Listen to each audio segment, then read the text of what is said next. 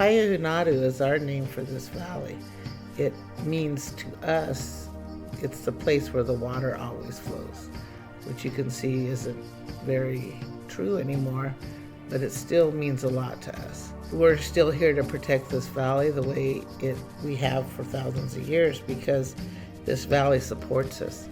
This valley is important to all of us, and we all need to protect it. We don't own any of it, but we're here to protect it.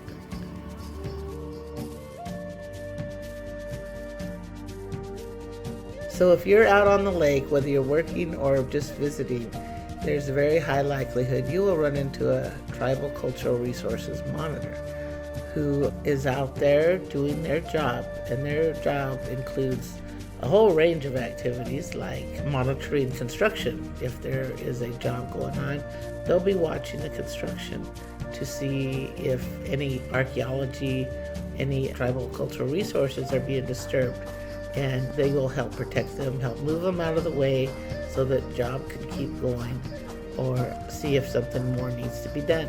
Cultural resource monitors not only monitor, they do a lot of just looking for vandalism, recording it, documenting. They do a lot of documenting on everything that goes on.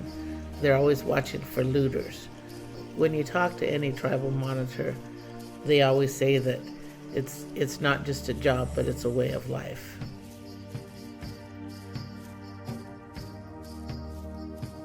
We are the Numu people, the original inhabitants of this land. My family has lived in this valley for thousands and thousands of years. We're the caretakers, the stewards that this valley provided for us, everything we needed. And those tracks that show we were here are still on this land. Cultural resources are our connection to this place. To us, cultural resources are everything from the earth to the sky. You know, the plants, the animals, all the foods, the medicines, the water, the land itself. And that's what we're here to protect. I tell archaeologists when, they come across human remains, they think of them as bones, and here's human remains.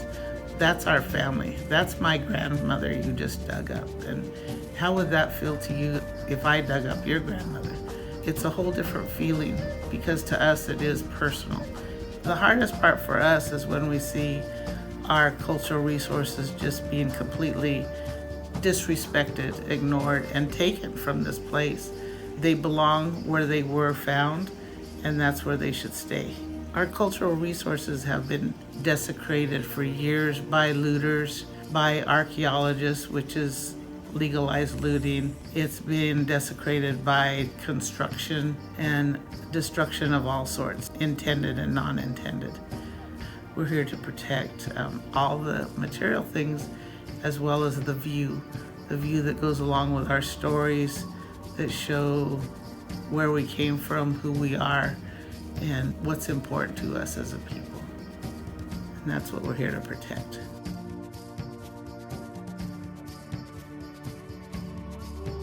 At the beginning of the Owens Lake Dust Mitigation Project, archaeology was not a primary concern. Fast forward to today, where you see construction methods and design are now taken seriously with tribal and environmental concerns in mind. Thanks to the partnerships formed and creation of the Cultural Resources Task Force, we've all learned that working together creates the best solutions. So if you're working on a job and you find something or see something suspicious that just looks like it doesn't belong there, if your tribal monitor is close, talk to them or an archaeologist.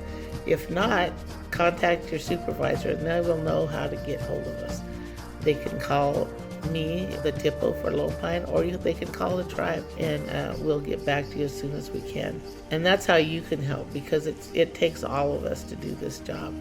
There's too much out there to protect and lose, and we appreciate all the help we can get.